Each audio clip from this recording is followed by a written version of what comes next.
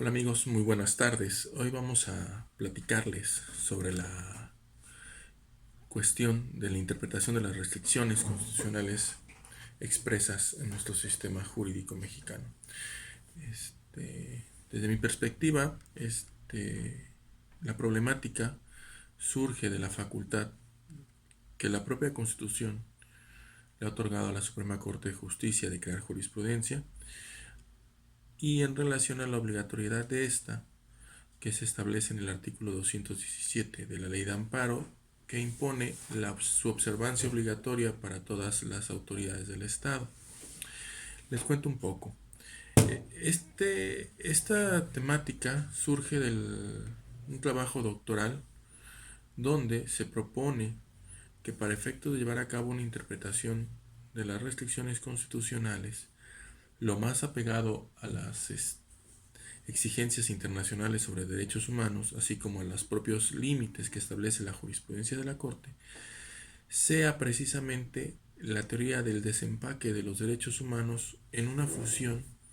con la teoría de razonabilidad o test de proporcionalidad, la que nos permita llevar a cabo una mejor interpretación de las restricciones constitucionales y así solucionar la problemática de la colisión de los derechos que se da en diversas controversias. Explico un poco. Para poder entender el tema,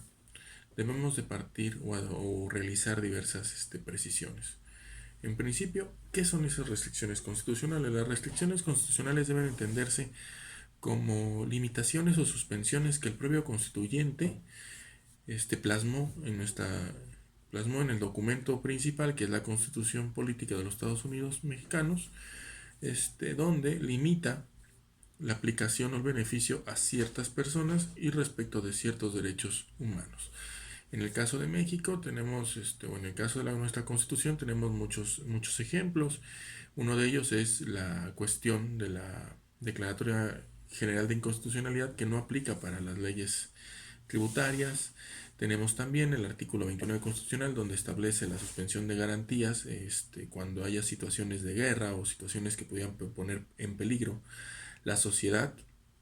entre otros elementos que cita. Tenemos también la prisión preventiva oficiosa en el artículo 19 constitucional, y en el artículo 16 constitucional todas aquellas que se establecieron derivado de la reforma del 2008 sobre delincuencia organizada. Todas ellas son restricciones constitucionales expresas que obran en nuestra Constitución. Entonces, otro punto a partir tenemos que es la reforma de Derechos Humanos, publicada el 10 de junio del 2011, donde se modifica el catálogo y la justipreciación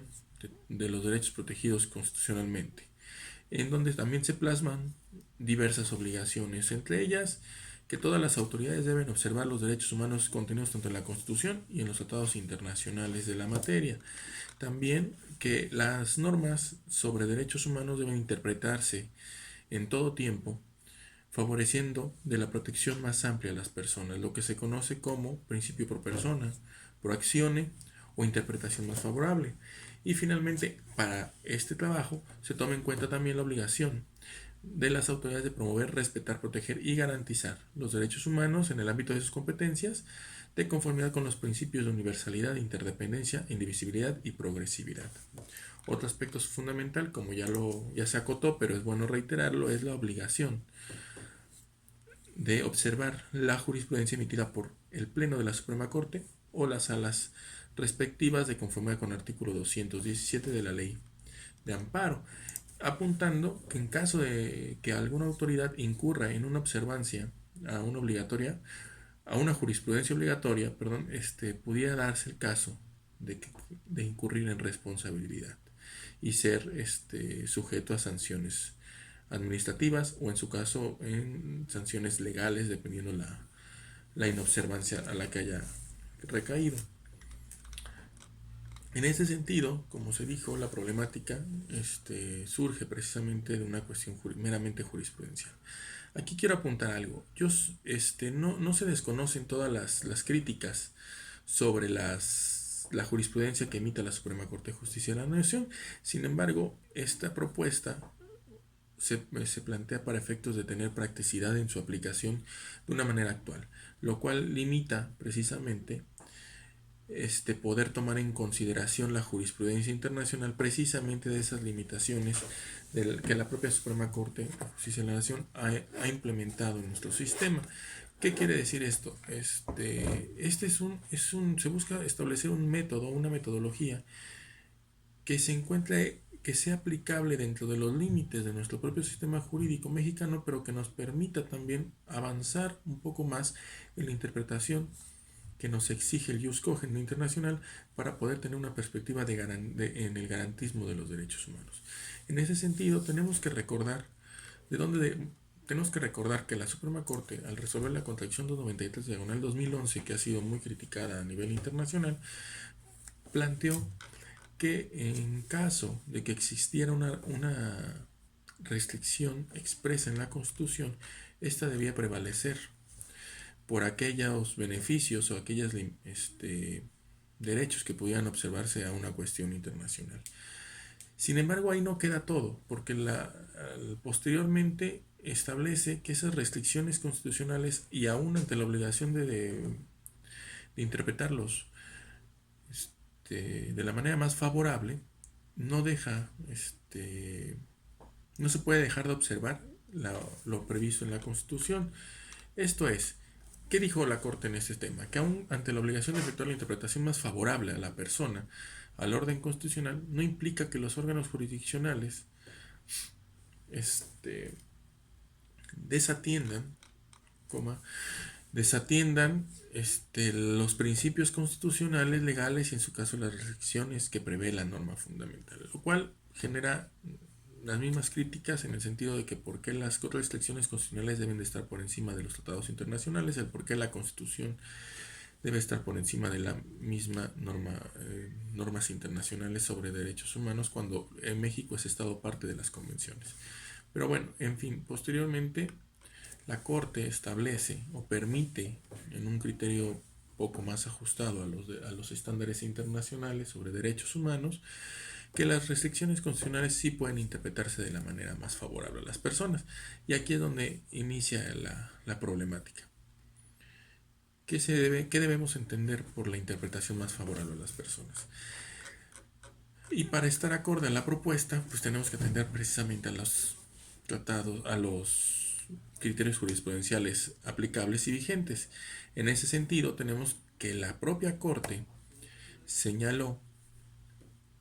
que la interpretación más favorable a la persona es un criterio hermenéutico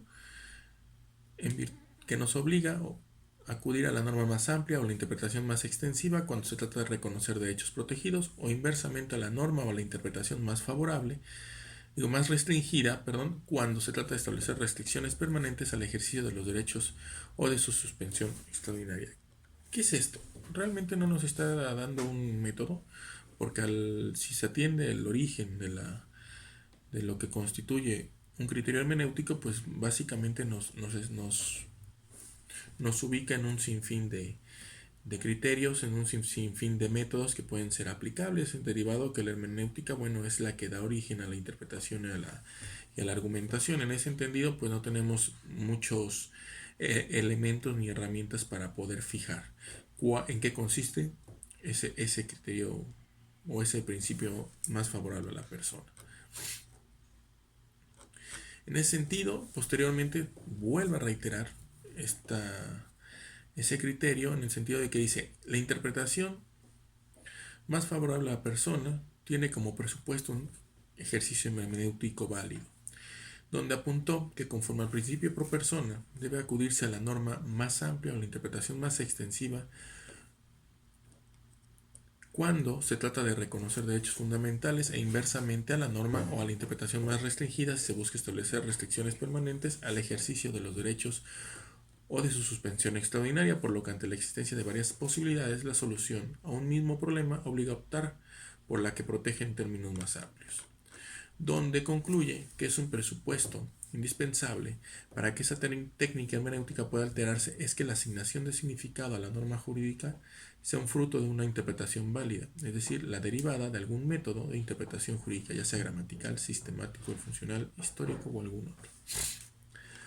Ahí la propia Corte nos da un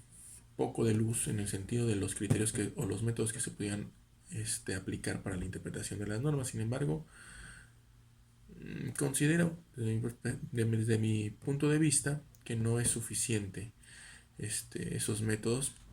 conforme las exigencias que la propia obligación de respetar, garantizar los derechos humanos nos impone. ¿Por qué? Porque si yo aplicara un criterio gramatical a una norma sobre derechos humanos, realmente estaría desconociendo la realidad social o estaría desconociendo todos los ámbitos que pudieran aplicarse a ese derecho o las obligaciones que existen a ese derecho. Asimismo, el método de escrutinio, pues evidentemente al resolver cualquier asunto donde haya una contraposición de derechos humanos, este, precisamente es atender a las circunstancias del caso. Sin embargo, no podemos desconocer tampoco la cuestión de los derechos humanos, ni los elementos ni las obligaciones contenidas en la Constitución ni en los tratados internacionales, y solo basarnos a las circunstancias especiales del caso. Y finalmente, pues dice que también el test de proporcionalidad constituye una herramienta interpretativa y argumentativa. Aquí permite la aplicación de esa teoría, y es de aquí donde creo yo que adecuándola o fusionándola con el desempaque de los derechos puede ser aplicable para la interpretación de las restricciones, y esto se ajuste de mejor manera a las exigencias internacionales. Y veamos por qué. En principio tenemos que el desempaque o la desagregación de los derechos humanos es una metodología que en México ha sido desarrollada básicamente por Sandra Serrano y Daniel Vázquez, que son investigadores de la Flaxo. Y ellos dicen que es una metodología que para el análisis de los derechos humanos, por lo que, bueno, no nos va a servir para solucionar conflictos de colisión, pero sí nos va a servir para conocer lo que conlleva esos derechos. Entonces, el desempaque lo que nos obliga es conocer en su totalidad los derechos humanos colisionados, desde sus derechos, subderechos, obligaciones que se encuentran y características propias de cada uno de ellos para poder atenderlos. Entonces, si esa teoría se fusiona con